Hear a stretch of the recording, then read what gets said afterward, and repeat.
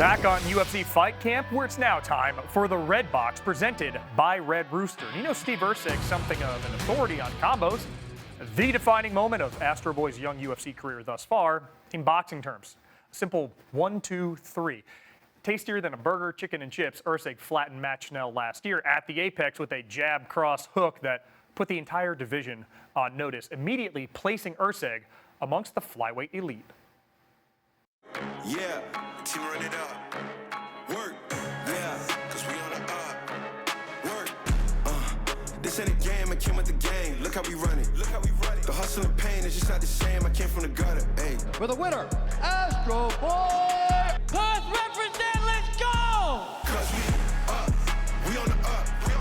Team going up, the team going up. We run it up, we run it. We on the up, yeah, up, yeah, up, yeah. We on the up, yeah, up, hey, up, hey. We on the up, hey. Ladies and gentlemen, give it up for Steve Erveg.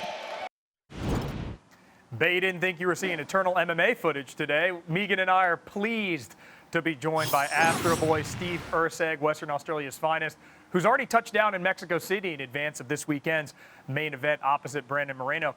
Steve, you and I were chatting a moment ago off camera. You've been in Mexico City for 3 weeks. Why was it important for you to get across the Pacific so early?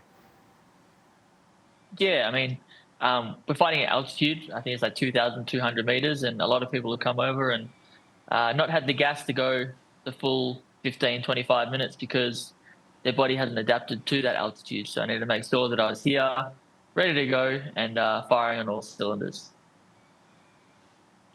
Well, what does fight week kind of look like for you now? You've been there for a couple of weeks, you're tailoring things down, so what does the rest of the week look like for you in preparation for Saturday night?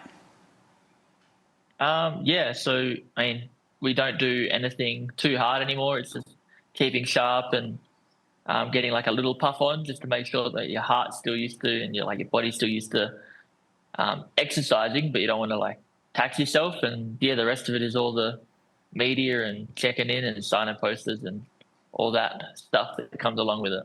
Well, we certainly appreciate you allowing us to get in the queue for that. It's great to chat to you again. You're comfortable going into enemy territory, having fought a Brazilian in Rio de Janeiro. How have you found the Mexican fans so far with a very proud fighting son, Brandon Moreno, your opposite this weekend?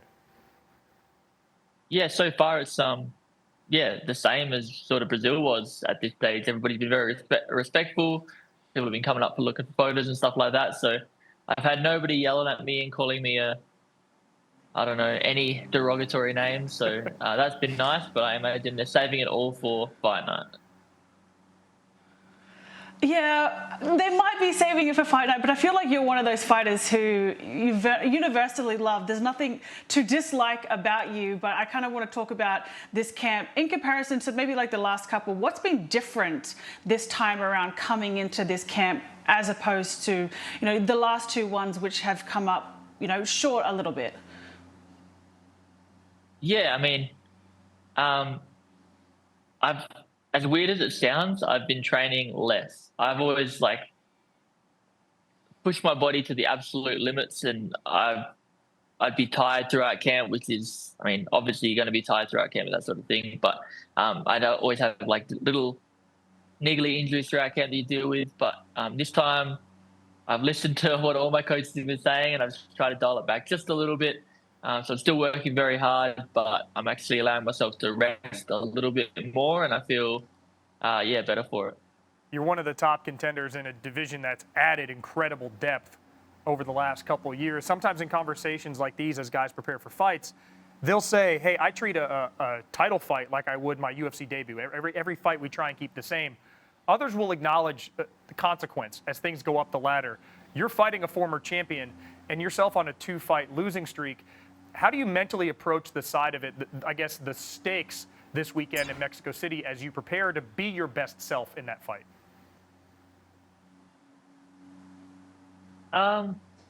Yeah, so obviously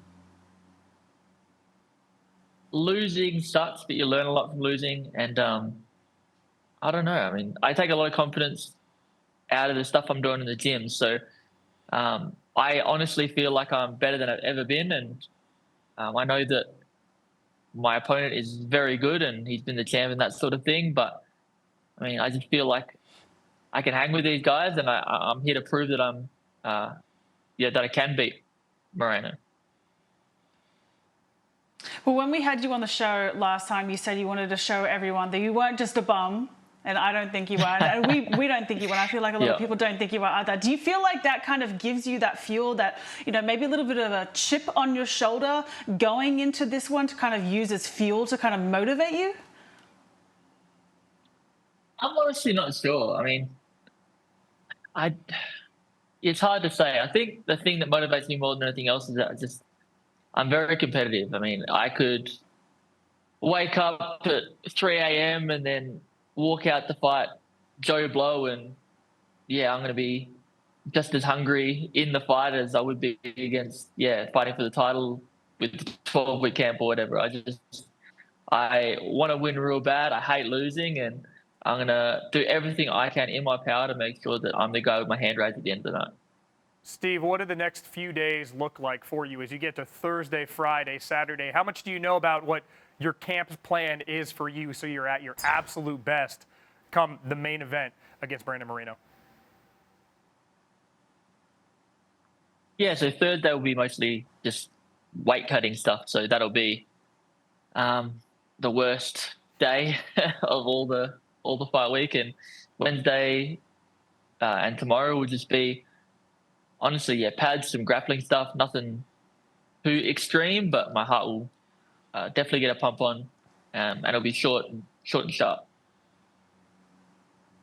Well, speaking of the next couple of days, is there like a moment that you have either during fight week or on fight night where you kind of switch that flip and kind of get that, bring that killer instinct out?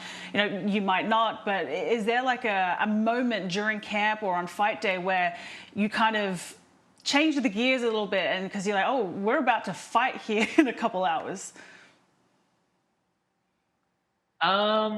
Look, if you just talk to different people around me, they'll give you very different answers. I feel like nothing changes or no flip gets switched until I'm actually in there and we touch gloves ready to go. But if you talk to my partner, she'll say that I'm in a bad mood for 12 weeks. If you talk to my dad, 5 weeks out. So, I mean, I don't know when it actually happens. Maybe it's a progressive thing, but depends who you talk to.